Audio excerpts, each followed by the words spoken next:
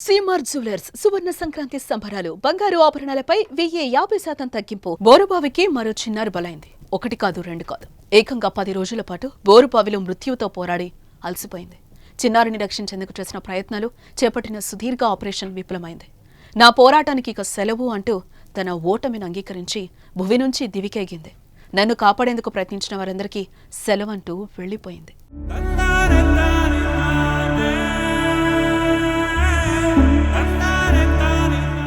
రాజస్థాన్లోని బోరుబావిలో పడిన చిన్నారి కథ విషాదంతో ముగిసింది. బోరుబావిలో పడిన 3 ఏళ్ల బాలికను కాపాడేందుకు సుదీర్ఘంగా ఆపరేషన్ చేపట్టిన అధికారులు 10 రోజుల తర్వాత ఎట్టకేలకు వెలికితీశారు. అనంతరం హుటాహుటిన చిన్నారిని అంబులెన్స్లో ఆసుపత్రికి తరలించారు. అయితే తల్లిదండ్రులు చేసిన పూజలు, బంధువుల ఎదురుచూపులు, విపత్తు నిర్వహణ సిబ్బంది 10 రోజుల కష్టం ఇవేవీ ఆ చిన్నారిని కాపాడలేకపోయారు. అప్పటికే ఆ చిన్నారి ప్రాణాలు విడిచినట్లు వైద్యులు ప్రకటించారు. రాజస్థాన్లోని కోట్పుత్లీ జిల్లాలోని కిరాట్పురా గ్రామానికి చెందిన 3 ఏళ్ల చేతన డిసెంబర్ 23న తన తండ్రితో కలిసి పొలానికి వెళ్లింది. అక్కడ ఆడుకుంటూ ఉండగా ప్రమాదవశాత్తు బోరుబావిలో పడిపోయింది. దీంతో చేతనను రక్షించేందుకు రెస్క్యూ ఆపరేషన్ చేపట్టారు. బాలిక మొదట 15 అడుగుల లోతులోనే చిక్కుకుపోయింది.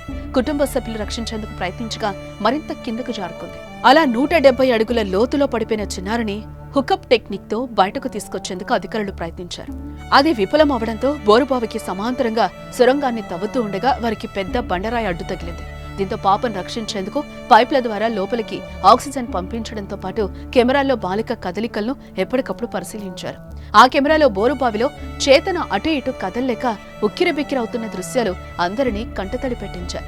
చివరకు 10 రోజుల తర్వాత చిన్నారిని బయటకు తీసుకొచ్చారు. అయితే అప్పటికే కొన ఊపిరితో ఉన్న బాలికను చూసి అందరూ సంతోషపడ్డారు. కానీ సంతోషం క్షణంలో ఆవిరైపోయింది.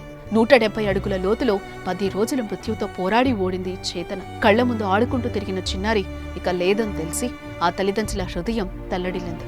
స్థానికులకు కంట నీరు తెప్పించింది.